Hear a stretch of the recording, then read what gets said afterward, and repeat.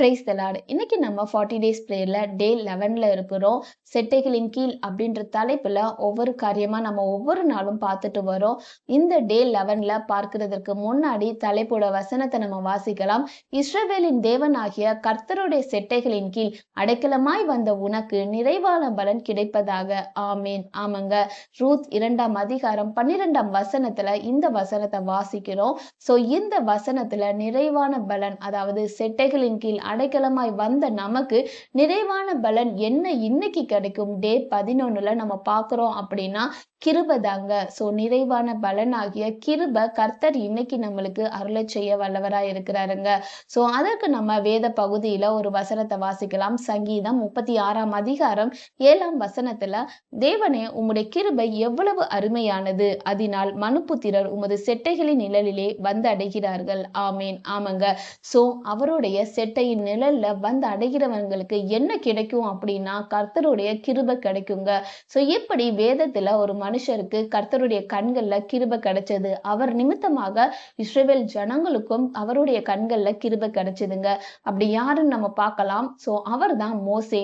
இதற்கு யாத்ராகமம் 33ஆம் அதிகாரம் 16ஆம் வசனத்துல நம்ம வாசிக்கும் போது, எனக்கும் உமது ஜனங்களுக்கும் உம்முடைய கண்களிலே கிருபை கிடைத்தது என்பது எதினால் அறியப்படும், நீர் எங்களோடு வருவதினால் அல்லவா. அப்பொழுது கர்த்தர் மோசையை நோக்கி, நீ சொன்ன இந்த வார்த்தையின் படியே செய்வேன், என் கண்களில் உனக்கு கிருபை கிடைத்தது, உன்னை பேர் சொல்லி அழைத்து அறிந்திருக்கிறேன். ஆமேன். ஆமாங்க. இந்த வசனம் மோசேக்கும் கர்த்தருக்குரிய கான்வர்சேஷன் தாங்க. மோசே வந்து சொல்லுவாங்க, இந்த ஜனங்களை வழி நடத்தி போறதுக்கு நீங்க வரமாட்டேன்னு சொல்லிட்டீங்க, உங்களுடைய சமூகம் எங்களுக்கு முன்னாடி போகும் அப்படின்னு சொல்லிட்டீங்க, ஆனா எங்களோட யார் வர்றது அப்படின்னு கேட்கும்போது கர்த்தர் சொல்றாரு, நீ போ, என்னுடைய சமூகம் உங்களை வழி நடத்தி செல்லும் அப்படின்னு சொல்லுவாங்க. ஆனா இங்க மோசே சொல்றாங்க, இல்ல நீங்க எங்களோட வரலைன்னா எதுவுமே நடக்காது. உம்முடைய கண்கள்ல எங்களுக்கு கிருபை கிடைச்சது அப்படின்னா கண்டிப்பா நீங்க எங்களோட வரணும், அப்பதான் நாங்க விசேஷமானவர்கள் அப்படின்னு மோசே வந்து கர்த்தரிடத்துல பரிந்துரைக்கிறாங்க. இந்த வார்த்தைய கர்த்தர் கேட்டு மோசேயிட சொல்றாங்க, என்னுடைய கண்கள்ல உனக்கு கிருபை கிடைத்தது, கண்டிப்பா நாங்க உங்களோட வருவோம், உன்னை நான் பேர் சொல்லி அழைத்திருக்கேன், அறிந்திருக்கிறேன் மோசே, அதனால என்னுடைய கண்கள்ல உனக்கு கிருபை கிடைத்தது அப்படின்னு சொல்லுவாங்க. இந்த கிருபை கிடைத்ததுக்கு அப்புறம் மோசே வந்து கர்த்தர்கிட்ட சொல்றாங்க, கர்த்தரே உங்களுடைய மகிமையை நான் பார்க்கணும், அதற்கு நீங்க உதவி செய்யணும் அப்படின்னு சொல்லும்போது அங்க கர்த்தர் மோசேட்ட சொல்றாங்க, என்கிட்ட ஒரு இடம் இருக்கு, அது வந்து கன்மலையில இருக்கு, அந்த இடத்துக்கு நீ வந்த அப்படின்னா என்னுடைய மகிமையை காண்ப அப்படின்னு கர்த்தர் மோசேட்ட சொல்லுவாங்க. அந்த கன்மலையின் வெடிப்புல நீ வந்த அப்படின்னா என்னுடைய மகிமைய உன்னால பார்க்க முடியும், ஆனாலும் என்னுடைய முகத்தை உன்னால பார்க்க முடியாது, என்னுடைய பின்புறத்தை நீ பார்க்கலாம் அப்படின்னு சொல்லிட்டு, நான் கடந்து போகும்போது என்னுடைய கரங்களினால உன்னை மூடி இருப்பேன், என்னுடைய முகத்தை நீ பார்க்க முடியாது, நான் போன பின்னாடி அந்த கரத்தை எடுப்பேன், என்னுடைய பின்புறத்தை நீ பார்க்க முடியும் அப்படின்னு சொல்லுவாங்க. இந்த மகிமையான காரியத்தை மோசே அங்க கண்டாருங்க. இது எதனால வந்துச்சு அப்படின்னா கர்த்தருடைய கண்கள்ல மோசேக்கு கிருபை கிடைத்ததுங்க. அதுக்கு முக்கியமான காரணம் மோசே அந்த கன்மலையின் வெடிப்புல போனதுக்கு தாங்க காரணம்.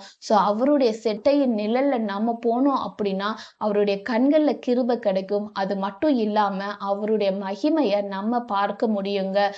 இந்த நாளில செட்டைகளின் கீழ் அடைக்கலமாய் வந்த நமக்கு நிறைவான பலனாகிய கிருபை கண்டிப்பா கிடைக்குங்க. அதற்கு அவருடைய சமூகத்துக்கு நம்ம கண்டிப்பா வரணும். அவர் சொன்ன அந்த கன்மலையின் வெடிப்பு இது யாருமே வர முடியாத ஒரு இடங்க. அதனாலதான் இன்னைக்கு கர்த்தர் உங்களுக்கு சொல்றாரு, என்னுடைய சமூகத்துக்கு யாருமே வர முடியாத அந்த இடத்துக்கு தனிமையில நீ வந்த அப்படின்னா கண்டிப்பா என்னுடைய மகிமைய நீ பார்ப்ப அப்படின்னு கர்த்தர் சொல்றாருங்க.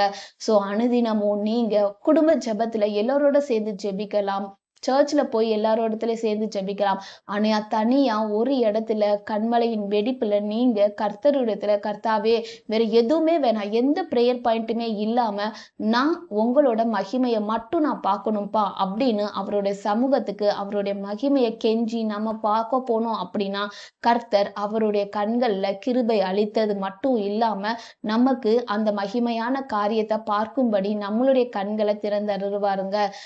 இதற்கு நீங்க கர்த்தருடைய சமூகத்துக்கு, அதாவது அவருடைய செட்டையின் கீழே நீங்க வந்தீங்க அப்படின்னா இந்த நிறைவான பலன் கண்டிப்பா உங்களுக்கும் கிடைக்கும். நம்ம எல்லாரும் ஜெபிக்கலாம்.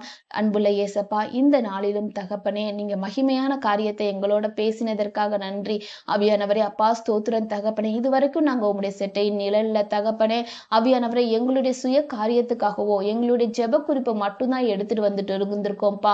ஆவியானவரே அப்பா ஸ்தோத்திரம் தகப்பனே. இனிமேலும் டாடி ஆவியானவரே அப்பா உம்முடைய சமூகத்துக்கு உம்முடைய மகிமையை நாங்க காணும்படிக்காக ஆவியானவரே உம்முடைய கண்கள்ல எங்களுக்கு கிருபை கிடைக்கும்படிக்காக நாங்க ஜெபிக்கிறோம்ப்பா.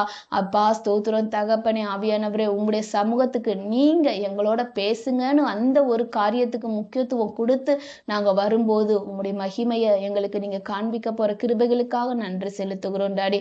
என்னோடு ஜெபித்து கொண்டு இருக்கிற அப்பா உம்முடைய சமூகத்தை நோக்கி கொண்டு இருக்கிற ஒவ்வொருவருக்கும் தகப்பனே இந்த நிறைவான பலனாகிய கிருபை எங்களுக்கு கிடைத்ததற்காக ஸ்தோத்திரம். ஆவியானவரே அப்பா எல்லாவற்றையும் உம்முடைய கரத்துல ஒப்பு கொடுக்கிறோம். பொறுப்பெடுத்து வழி நடத்தி கொள்ளுங்க. இயேசுவின் நாமத்திலே ஜெபிக்கிறோம் ஜீவனுள்ள நல்ல பிதாவே, ஆமேன். கர்த்தர் இந்த வார்த்தையின் மூலமாக உங்களை ஆசீர்வதிப்பாராக. ஆமேன். God bless you. Jesus loves you.